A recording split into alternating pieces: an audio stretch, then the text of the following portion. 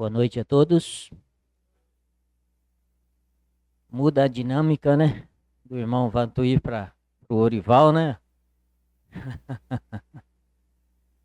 Pois bem, eu agradeço o tão honroso convite para estar com vocês e também agradeço a oportunidade para ministrar a palavra de Deus aqui nesta noite. As irmãs, com esta longa jornada de trabalho, eu percebia como a irmã teve a sua limitação, a gente não encontra palavras para fazer um incentivo, né? Sempre falta palavras. Uma coisa marca muito o trabalho das irmãs, que já vem do nome, é a união. As irmãs vivem mais unidas do que nós os homens. Elas encontram mais, elas reúnem mais juntas, e isso faz uma grande diferença. A igreja, ela tem postos de trabalho para todos os grupos, todas as faixas etárias de idade, e nós percebemos que tem muitos postos de trabalho em aberto. Está faltando realmente disposição, alguém que se apresente ainda para trabalhar. Mas nós louvamos a Deus por aquilo que vem sendo feito. Como o irmão disse, mesmo que a igreja tenha os seus departamentos, mas ela é uma igreja. Isso é uma preciosidade. E não vamos negar, quando há uma união feminina ativa, ela faz um percentual muito grande de trabalho, independente dos demais da igreja local que não participa. Mas certamente essa união feminina ainda tem vaga, né? Para aquelas irmãs de todas as idades que quiserem ingressar. Muito bem, fica aqui meus parabéns às irmãs que estão servindo ao Senhor. Muitas já estão com o Senhor. E eu espero que já é admirável a data de 87 anos e que, se o Senhor não voltar, chega aí o centenário da União Feminina da Rua Buarque. Eu não lembro de pregar em uma conferência com uma união feminina com tantos anos de atividade. Até aqui, essa é a união feminina com maior longevidade durante as conferências que eu ministrei. Pois bem, nesta ocasião nós vamos ler em Efésios capítulo 4. Se eu não estivesse em Itapiruna, certamente eu ia ministrar profecias. Mas diante do professor, que eu já conheço aqui, eu orei ao Senhor para me dar outra coisa. Lembrei muito dele esses dias, não sei se aqui usam a lição da Escola Dominical da Rua São Carlos, e falou do estado eterno. Lembrei muito do Guilherme. O estado eterno não tem sido tratado ao longo de anos entre nós. Portanto, eu estava convidado para uma conferência e eu estendi o estado eterno de quinta-feira até no domingo à noite, para fazer um bom aproveitamento do assunto. Capítulo 4 de Efésios, versículos 7 a 12. Efésios 4, 7 a 12. Mas a graça foi dada a cada um de nós segundo a medida do dom de Cristo. Por isso diz: subindo ao alto, levou cativo o cativeiro e deu dons aos homens. Ora, isso ele subiu, que é, senão o que também antes desceu às partes mais baixas da terra. Aquele que desceu é o mesmo que subiu acima de todos os céus para cumprir todas as coisas.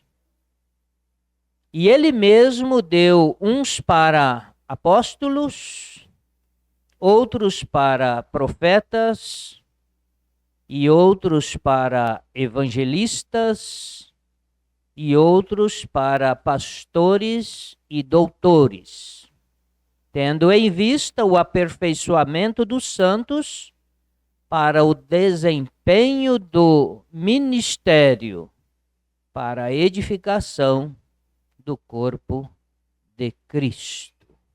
Que o Senhor nos ajude a entender o que Ele deseja nos ensinar nesta noite. Amém. Hoje, e na permissão do Senhor amanhã, na parte da manhã, nós vamos estar pensando sobre alguns dons espirituais. Não será possível tratarmos um estudo completo sobre os dons espirituais em apenas esses 2 encontros. Mas, certamente, faremos aqui um bom proveito acerca desse assunto, que deve ser estudado com uma certa frequência nas igrejas locais. Quando nós pensamos na igreja, esses dons, eles são indispensáveis na vida da igreja. Esses dons que nós lemos aqui no versículo de número 11. Apóstolos, profetas, evangelistas, pastores e doutores. Penso eu que nós faremos hoje uma introdução e amanhã nós falaremos diretamente acerca desses dons. Primeiro nós vamos definir o que é o dom. O dom espiritual, ele é uma habilidade dada pelo Senhor Jesus, como nós lemos, é Ele que distribuiu os dons. E o Espírito Santo, ele nos conduz para o exercício desses dons. Nós estamos vivendo um período da igreja que tem nos preocupado muito. Porque Paulo escreve e avisa, nos previne acerca dos tempos que viria uma nova filosofia. E nós estamos vivendo um tempo que os irmãos, em determinadas localidades, eles se apresentam com um certo talento, uma certa capacidade, e, na verdade, não são exercícios realmente dos dons, propriamente dito, espiritualmente falando. E então, irmãos, eu quero começar esta introdução lembrando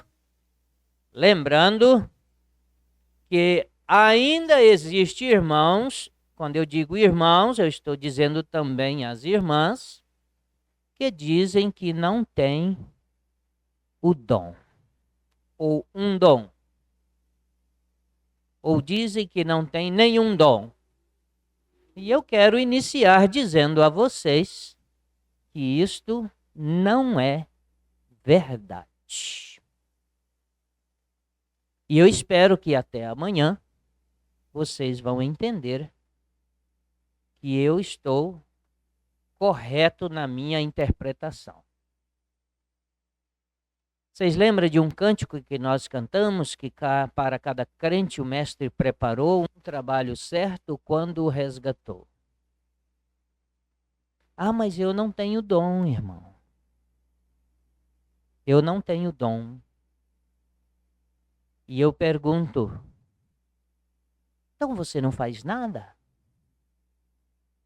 E você consegue se contentar em não fazer nada, absolutamente nada, na obra de Deus? Uma vez que você foi salva, feitos filhos, e não há nenhum desenvolvimento.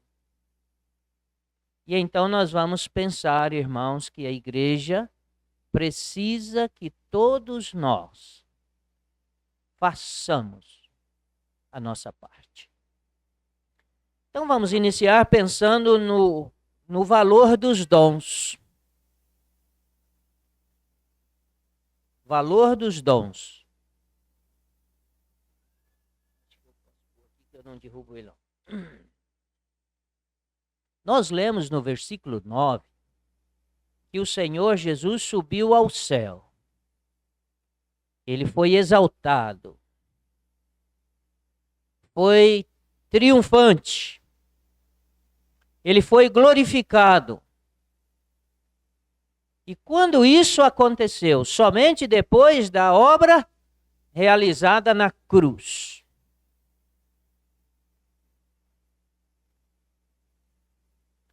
E então o Senhor Jesus sobe aos céus, conforme o versículo 9, e a Bíblia diz que ele deu dons aos homens. Aí você traz à memória que o Senhor estava, antes dele subir aos céus, ele estava exercendo o seu ministério aqui na terra. E esse ministério ele teve e tem ainda a sua continuação. E exatamente para isso que ele deu, depois que ele subiu, ele deu dons aos homens, aos irmãos e às irmãs.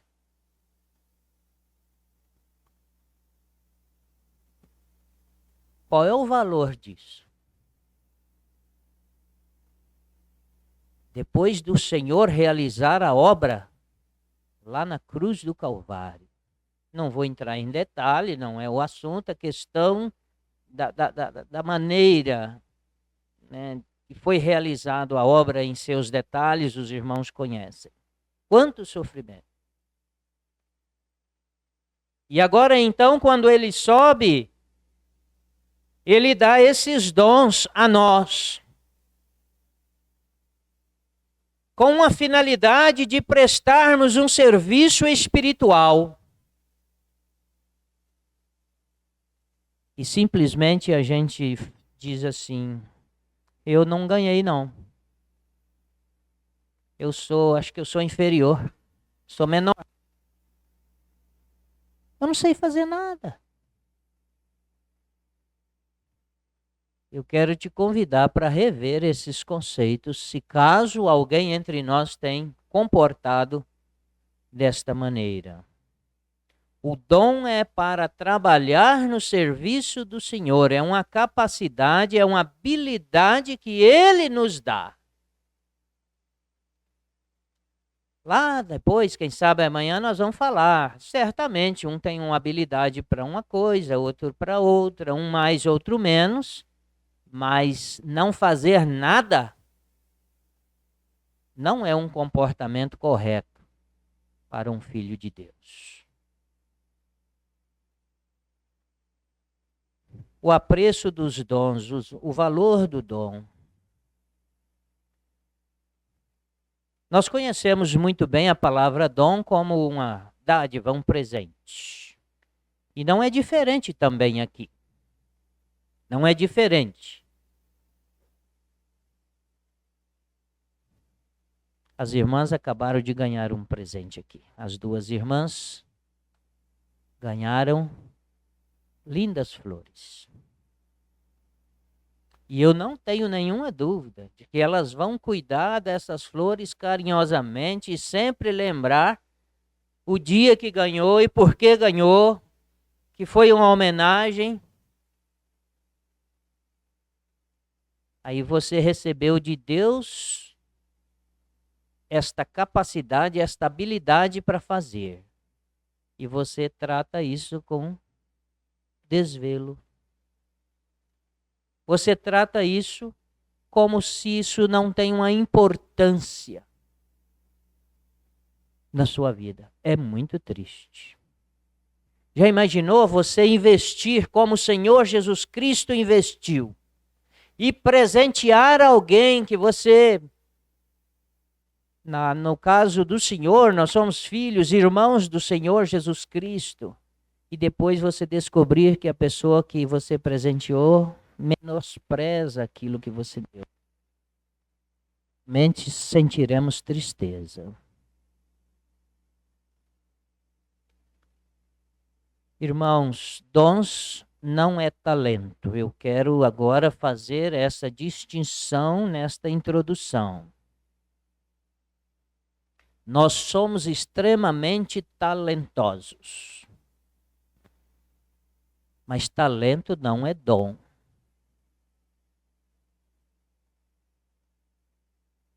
Mas o talento pode ser muito proveitoso.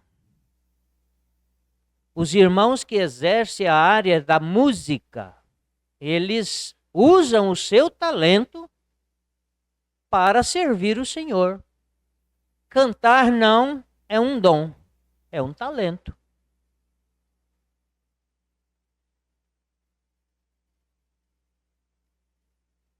E nós devemos usar esses talentos também, mas com uma consciência de que os dons, eles são diferentes de talentos. O Senhor Jesus Cristo, uma vez morto na cruz do Calvário e ressurreto, então ele é assunto ao céu. E é imprescindível que houvesse da parte de Deus o plano, dentro do plano de Deus, uma forma de colocar homens e mulheres para continuar a obra evangelística que o Senhor Jesus fazia, bem como o de ensinar e discipular e de cuidar como o Senhor Jesus cuidava. E então, meus amados, estava no plano de Deus capacitar homens e mulheres, e nós vemos isso no início da igreja. A irmã falou aqui de Pedro, a língua de Pedro. Começa Pedro pregando o evangelho com aquele grande número de novos cristãos, e a igreja sempre prosseguiu. Passando por fases difíceis. Hoje não. A igreja enfrenta, sim, dificuldades, mas com uma característica muito diferente dos primeiros anos da vida da igreja. Mas enfrentamos. E precisamos ter consciência disso, que a vida da igreja é uma vida de enfrentamento. O irmão falou aqui de visitas com poucas pessoas. Mas há muitos que não vão porque não enfrentam o que precisam enfrentar. As lutas, as dificuldades que surgem, os imprevistos. Eu uso dizer que o dia que você tem um compromisso com Deus, no exercício de alguma atividade coletiva, você acorda e se liga a sua antena, porque alguma coisa vai acontecer para te impedir. Você acredita que até o pneu do carro costuma estar furado na hora de você sair para a reunião? Aí você pensa assim, eu troco ou eu vou a pé? Ou eu ligo para o irmão me buscar? Ou você pensa assim, eu vou deitar, vou assistir televisão, hoje não é dia de ir não. Hoje as coisas não estão bem para o meu lado não. É um enfrentamento, irmãos. É um enfrentamento. Eu quero observar 3 coisas aqui agora, e elas são importantíssimas em relação ao exercício dos dons. Eu disse que todos os crentes têm dom. Pelo menos um dom Deus te deu. Pelo menos um. E depois não precisa me perguntar lá qual é, se eu te ajudo sobre o seu dom, que se eu não falar hoje, amanhã eu falarei. Pelo menos um dom o Senhor Deus te deu. Você não pode ser inútil para Deus. Deus não quer ter um filho inútil, como nem nós desejamos isso para nenhuma família. Então, primeiro, todos os crentes têm pelo menos um dom. Segundo, é possível que alguns cristãos, seja homens ou mulheres, tenham mais de um dom. Tem mais de um dom. É bem visível na vida da igreja, eu não sei se aqui usa fazer a chamada de escalas, né? De pregadores, de trabalhadores, etc. É bem notável que os irmãos que fazem a escala, distribuem as tarefas, fiquem atentos. Porque tem irmão que ele tem mais habilidade para o ensino. E tem irmão que tem mais habilidade para pregar o evangelho. Lá em Vale dos Reis, igreja onde eu sou membro, nós temos um irmão que, mesmo que ele é escalado para a escola dominical se torna uma reunião evangelística. Ele não consegue ensinar, mas é um bom evangelista. Eu, particularmente, prefiro ensinar 7 dias da semana do que pregar o evangelho. Mas eu prego o evangelho. É um dom secundário que a gente tem. Você já descobriu o seu dom? A partir de amanhã, segunda-feira, vai ter gente aqui que vai procurar o seu dom. Eu tenho certeza disso. Primeiro, pelo menos um dom. Segundo, alguns irmãos ou irmãs têm mais de um dom. Terceiro, nenhum dos cristãos tem todos os dons. Ninguém tem todos os dons.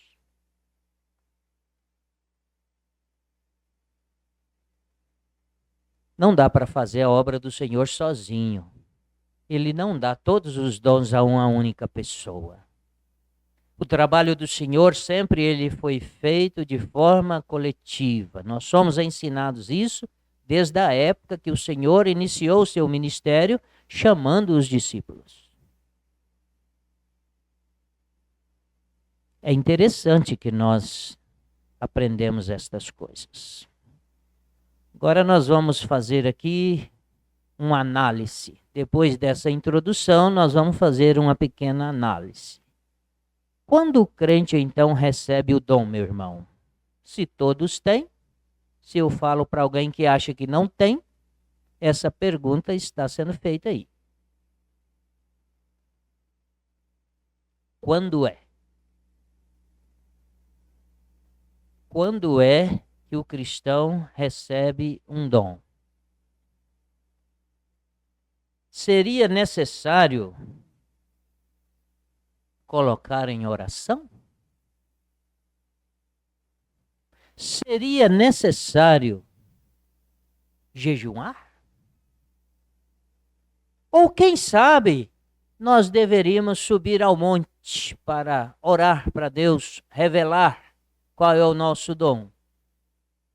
O que nós lemos na palavra de Deus?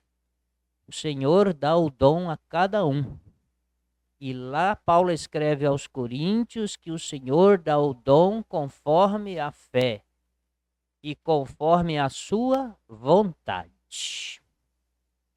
Mas quando é? A Bíblia não tem uma revelação do momento exato, mas tem uma interpretação que é possibilitada pela a hermenêutica, que como uma criança que nasce, ele já começa a aprender e logo ele tem iniciativa. Qual é a iniciativa do neném depois de algumas horas nascida? Ele chora porque ele quer mamar. Assim nós aprendemos que o cristão, quando ele é um novo convertido, ele começa a se movimentar. E eu não sei aqui quem já acompanhou novos convertidos, é uma época extremamente de animação na vida de novos convertidos. Assim foi comigo. Os novos convertidos ficam ansiosos, querendo aprender. Você já viu algum irmão ou irmã chorando aí porque não está conseguindo descobrir o dom? Você está chorando, irmão? É porque eu não descobri o meu dom, irmão. Está demorando. Veja bem, a Bíblia não revela o momento exato, mas a Bíblia não deixa também a gente sem as informações. Já que vocês colocaram eu com esse negócio na mão, eu não vou virar a folha da Bíblia, não. Vou pedir alguém para ler, mas tem que ler em voz alta, para todo mundo ouvir. 1 Coríntios 12 e 31. Ih, o negócio aqui é chique, já está na tela. Nós que é lá da roça, nós não conhecemos muito esses negócios aí, não. 1 Coríntios 12, 31, ó. Aqui, ó. Portanto, procurai com zelo os melhores dons, e eu vos mostrarei um caminho ainda mais excelente. Pronto. O Senhor não nos deixou sem o ensino. Você se converteu? É um filho de Deus? O que você tem que fazer? Mas procurar como? Como é que está aí? Qual é o detalhe aí do versículo aí? Ah, não é dar uma procuradinha, não. É procurar. Procurar muito. Lembrei da visita minha e da minha esposa lá em Vitória, na casa da irmã. Ela já tinha procurado, mas ela não procurou direito. Cheguei lá, assentamos em um sofá, tinha um celular em cima do encosto do sofá. E eu esbarrei naquele celular e caiu atrás do sofá. Falei, irmã, derrubei o celular. Não tem problema não, depois eu pego. Não, vou ajudar a senhora. Arredamos o sofá.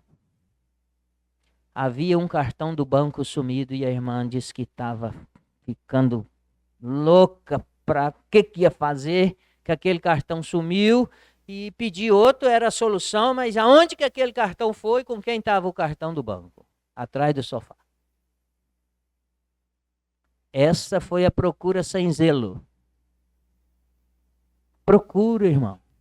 Procura o dom. Qual é o seu dom? Mas eu não sei pregar, irmão. Você quer me escalar, mas quem sabe se você vier uma vez, igual em 1980, eu fui a primeira vez, a sorte que não tinha um púlpito desse, porque era uma tremedeira danada.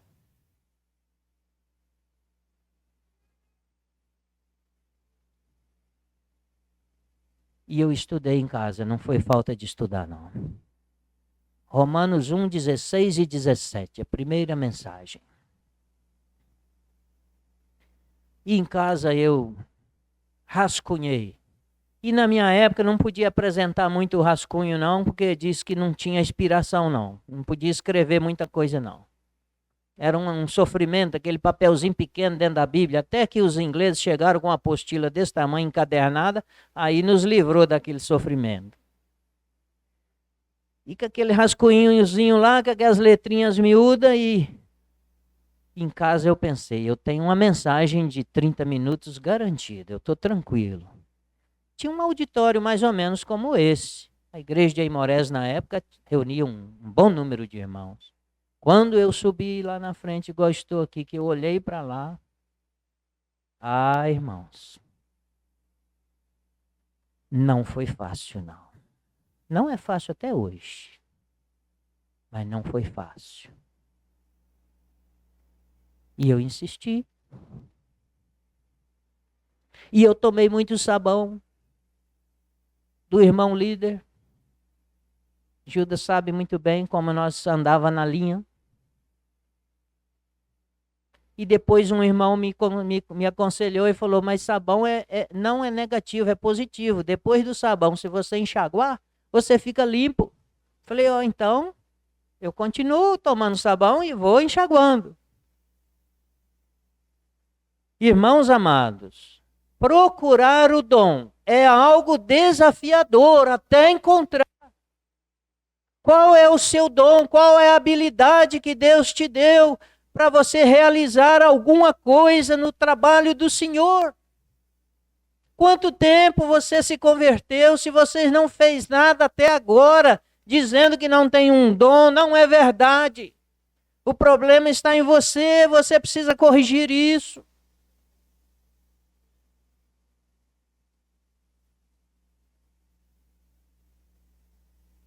Se você estivesse acompanhado, igual eu acompanhei a vida da minha esposa, hoje ela ministra para as mulheres. O tanto que ela falava da dificuldade de comunicar para as irmãs, vocês iam falar, eu acho que esse não é seu dom não, você pode parar. Mas eu nunca falei isso, pelo contrário, vai. Eu não ouço ela, né? Mas eu ouço depois as irmãs, o estudo foi bom, amém, né? Mas Dona Gilda tem lá suas limitações. Mas está fazendo. Está fazendo. Alguém faz com maior habilidade, outros menos.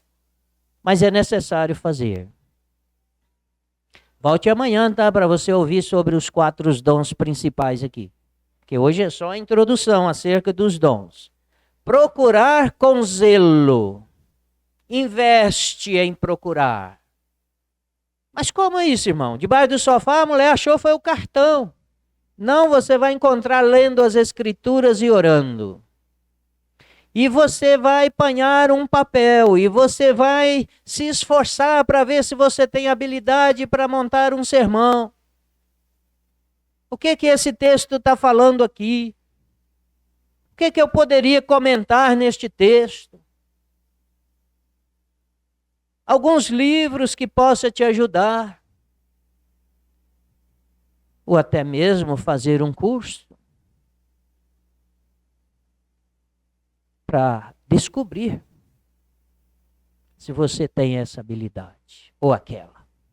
Muito bem. Agora nós vamos outro versículo agora. Coloca aí, minha irmã, 1 Timóteo 4:14. 1 Timóteo 4:14.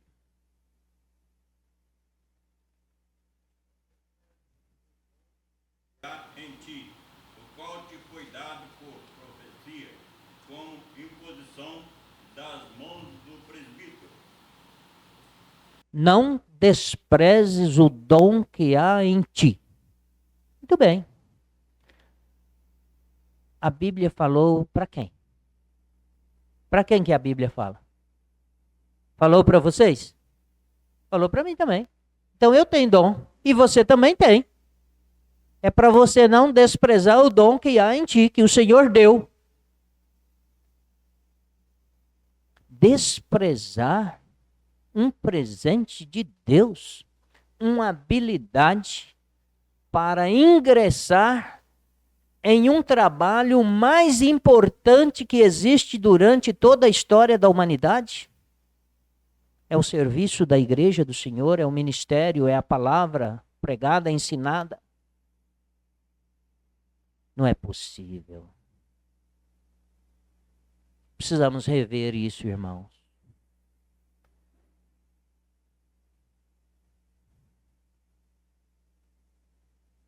Conta quantos irmãos a igreja local tem e quantos servem como pregadores, ensinadores, dirigentes e etc. Faz o mesmo no trabalho das irmãs. Vai ficar gente de fora. Mas não era para ficar ninguém de fora. Eu repito com uma constância muito grande essa expressão que eu aprendi com o irmão saudoso Sr. Luiz Soares. O Senhor Deus não nos salvou simplesmente para sermos salvos, mas para sermos servos. Nós estamos aqui para o serviço. Trabalhar e ganhar dinheiro e comprar e vender é secundário. Nós precisamos viver, a igreja viver como o seu estilo de vida diário como igreja. Em casa, no trabalho, onde quer que seja, como igreja. Não desprezes o dom que há em ti. Agora, eu vou encerrar hoje com os propósitos dos dons. Nós lemos aqui que os dons foram dados, segundo o versículo 12, tendo em vista o aperfeiçoamento dos santos, para o desempenho do ministério para a edificação do corpo de Cristo. Os dons são dados não para trabalharmos e, quem sabe, engrandecermos. O irmão é pregador de grande massa. Não, o irmão é pregador só de quarta-feira. Não, eu acho que deve convidar o irmão fulano porque ele é bom mesmo. Aquele é bom. Esquece essas coisas, irmãos. Os dons, eles são dados para o aperfeiçoamento da igreja. Um vai pregar, o outro vai ensinar, o outro vai visitar, o outro vai escrever uma literatura, o outro vai orientar. Cada um no seu lugar. E deve funcionar. Mais um versículo, irmã? 1 Coríntios 12, 20. Agora, pois, há muitos membros, mas um só corpo. 21. E o olho não pode dizer à mão, não tenho necessidade de ti. Nem ainda a cabeça aos pés, não tenho necessidade de vós. Só até aí dá, se continuar lendo. Ali Paulo tratou da questão dos dons com alguns detalhes que ele trata na carta de Efésios e não traz esses detalhes. Certamente porque a carta aos Efésios, ela se trata do corpo da igreja, enquanto Colossenses trata da cabeça, e ele foi aqui concentrado nesses dons essenciais. O olho é importante, não é? Ele olha, vê as coisas, mas ele não pega na nota de 200, é a mão que pega. Existe aí nota de 200? Ainda tem? Eu não tenho visto. É a mão que pega. Mas a mão não chega lá na mesa se não tiver os pés e as pernas.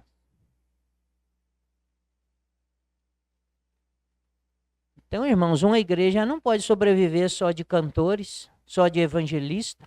Ela precisa desse grupo de irmãos e irmãs que têm os seus dons diversos, para que a igreja possa ser edificada. Muito bem. E então, quando nós pensamos nos dons, dependendo de alguns dicionários, tanto de línguas portuguesa ou de evangélicos, dicionário cristãos, eles vão apontar sempre que o dom, ele significa serviço, prestar serviço. E prestar serviço nós não estamos achando muita gente. Poucos dias eu precisava de uma pessoa para fazer um trabalho e eu fui lá no fervedouro e cheguei lá no material de construção, onde eu conheço muito o dono, ele conhece muita gente, e eu perguntei, pode falar o nome do homem, não, né? Eu estou precisando de um trabalhador, fazer o quê? Para capinar. Ele falou, ih, rapaz, vai para casa, não chama ninguém para capinar não, que eles vão bater em você. Foi isso que ele falou comigo. Chama não, eles vão te bater se você chamar eles para capinar. E não acha mesmo não, gente. Não está achando não. Mas não vamos pensar que isso está acontecendo na igreja não, gente. Achar alguém que não quer trabalhar na obra de Deus é o único patrão que eu conheço que paga adiantado. Quando você foi trabalhar, vai trabalhar, você já recebeu há muito tempo e está recebendo, além do que merecemos. Então, irmãos, serviço, prestar serviço. Os cristãos servem a Deus. Presta serviço às pessoas. Ele acabou de citar aqui de um homem que cuida de gente. E não é qualquer gente que ele falou, não. Não estou dizendo que eles são piores do que nós. Quando olhamos para a questão do pecado, todo ser humano se iguala, exceto aqueles que creem no Senhor Jesus Cristo. Cuidar de gente.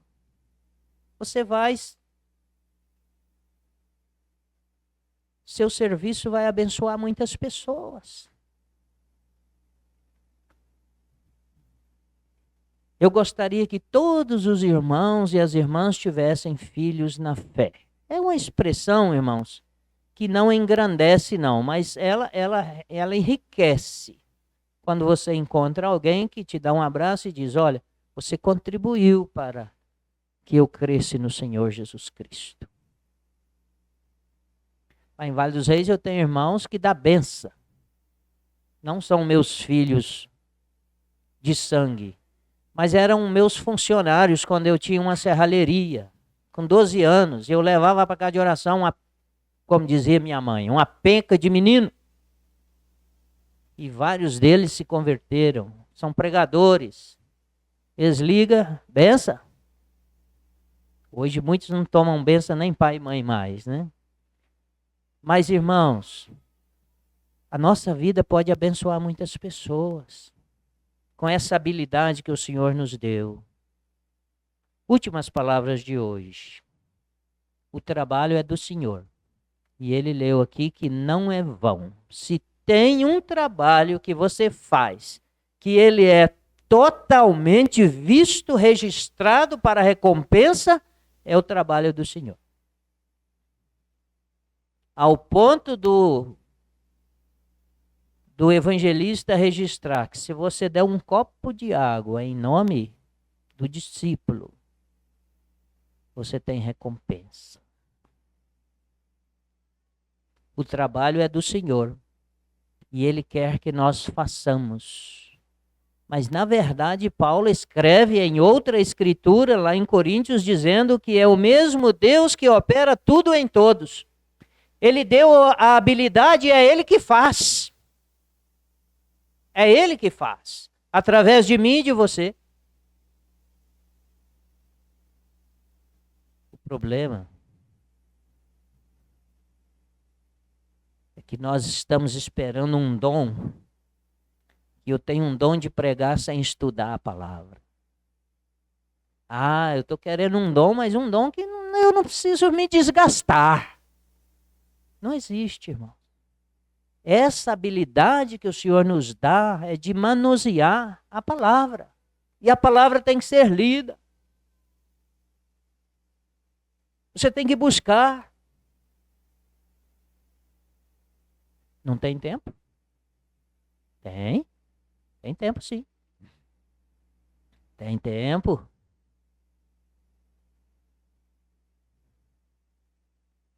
Às vezes falta em nós uma boa administração do nosso tempo. Tem um ditado popular que a gente faz o tempo. Agora, se você começar a servir o Senhor e descobrir a preciosidade que é o exercício desses dons, você vai criar tempo para procurar o seu dom e para exercer o seu dom.